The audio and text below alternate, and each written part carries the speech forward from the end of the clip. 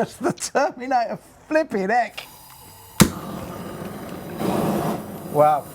So we're just going to light the I was charcoal. going to ask you how you get it going. This is an Argentine way of cooking, but it's also quite a European way of cooking. Yeah.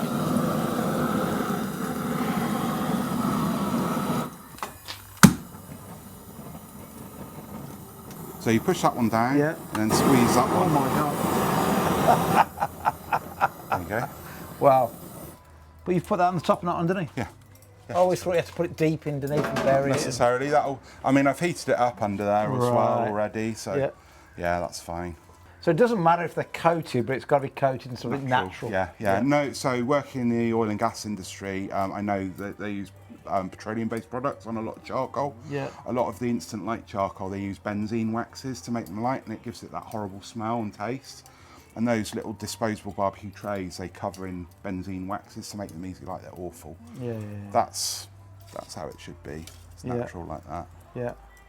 And can you cook with wood? Is it more difficult though? Or? Yeah, it's more difficult. It's more challenging. Because you've got to keep it going. Yeah, you've got to keep it going, and you've got to get the heat right. And this is a perfect rig for it, because you burn wood in here and then you drag the embers, because you don't ever add really wood to the fire you're cooking over, only in very rare cases. But you cook over the embers, so you create embers. This is an ember maker or a braziero, and you create embers from the wood, and then you drag them over. I'm just using charcoal to get this going a little bit earlier and sooner, and then I'll chuck some wood on.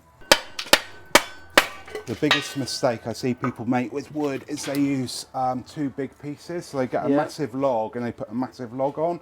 You want to be using pieces like that, because that gets hotter quicker and catches fire and doesn't smoke as much. So you've taken the embers off the main one from underneath. Yeah, just and you're using that to warm the log and heat the log. Yeah, heat the log. So we'll come into this a bit more, but I teach fire, people to understand fire, because if you understand fire, then you just understand barbecue. And a lot of people just don't understand fire. And I do it with what's called the fire triangle. And you have heat, fuel, air. And a fireman looks at a fire triangle when they turn up to a fire, and they knock one of those things out, the heat, the fuel or the air. One of those things will knock a fire out. We use the heat and the air and the fuel to control the fire to make it suitable to cook over. And usually it's the heat that does the cooking. So usually we're controlling the fuel and the air. And that's what we're doing here. So with the Komodo Joe or the egg, or I suppose I ought to not call it Komodo Joe because that's a brand, isn't it? But with the egg, you control the air very well with the vent and the vent. Here you've got no control of the air, so now you're controlling the fuel. With the fuel, yeah. This is a nice electric one, so it makes it easy.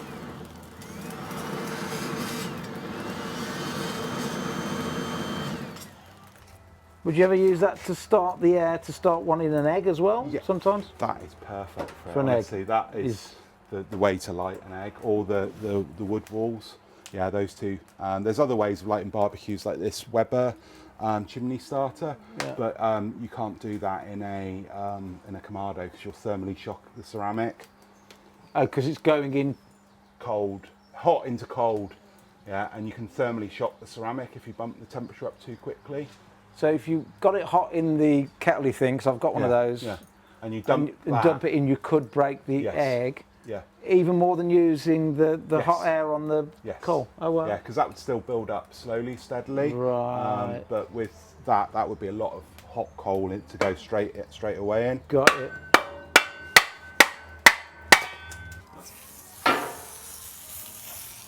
And no oil, just straight on? Straight on, yeah. There's enough fat in streaky bacon. Yeah. So I only ever use oil for, like, if I have to season a grill or something to build up a layer.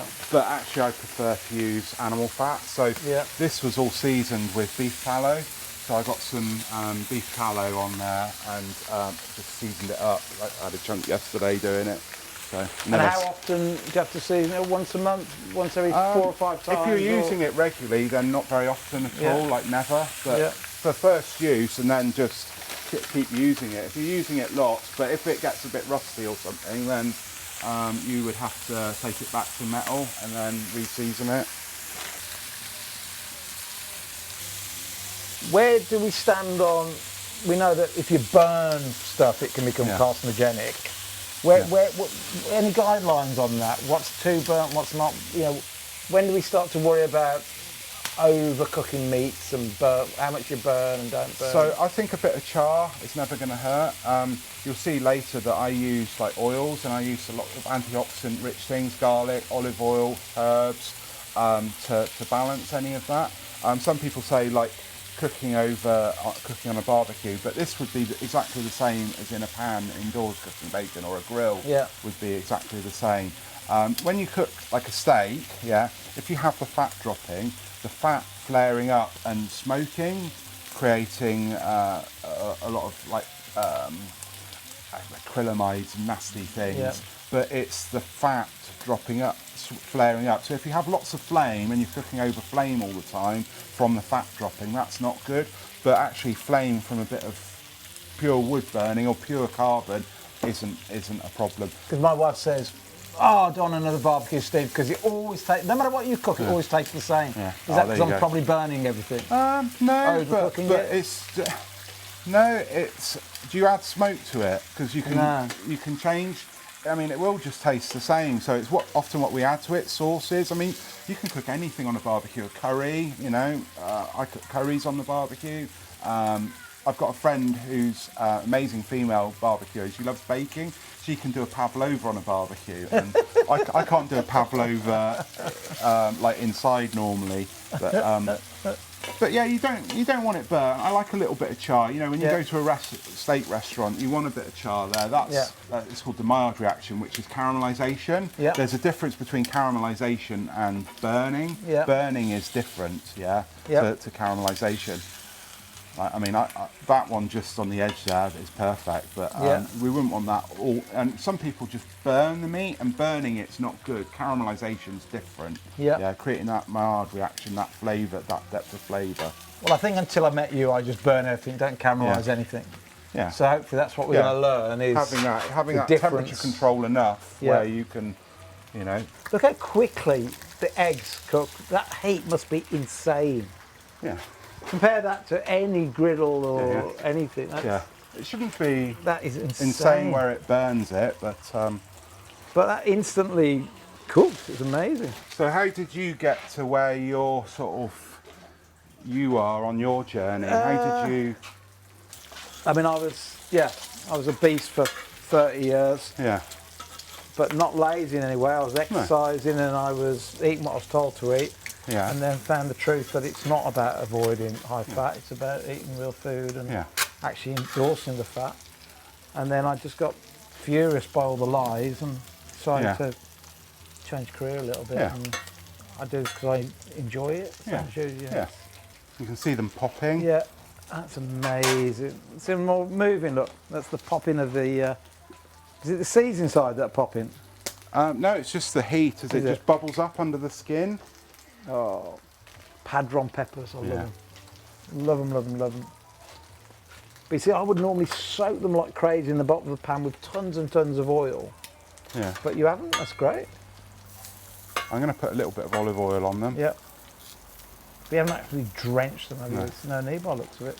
Cooking like this, you don't need so much fat, and I just limit it to animal fats and, you know, like ghee and tallow and stuff, and lard. And I use a little bit of olive oil, usually not to cook with. Like I'll just dress these off with a little bit. I love the way they're just dancing on there. Yeah, because olive oil at the end of the day, the heating point probably wouldn't take that, would it? No, it'd be too hot for olive oil. Too hot, All right, Marcus, what we've been here, less than an hour, we had about 10 tips, but great tip. Salt is all right on the direct heat, it doesn't burn, but don't put the black pepper directly on the heat, because it'll burn, but stick it on top of the eggs or whatever, but not on the heat. So if you're cooking like a steak over the grill, salt only, no pepper, because the pepper burns, no olive oil. I see a lot of chefs doing that. They put olive oil on the steak or in the pan, cook it to searing heat temperature, and then the olive oil burns, and then you get clouds of smoke, so don't do that. Use a little bit of the beef fat if you're going to use anything. It doesn't really need that. I was told, get your steak, put the salt on it, put the black pepper on it, turn it over, slap it on, put Lots of olive oil. No. Wrong. That's why my wife's. That's one of the reasons why my food all tastes the same. Yeah. You're not supposed burnt to do olive that. oil, burnt pepper. But you add that after. Wow. Right, that's done. just the oil from the bacon. The egg fried in the oil from the bacon. The peppers, the padrón peppers in the oil from the bacon. A little bit of salt and then black pepper over the top, not cooking in the black pepper because it'll burn. And it's just the flavours. I think I overcomplicate everything. That's just simplicity, breakfast as it should be.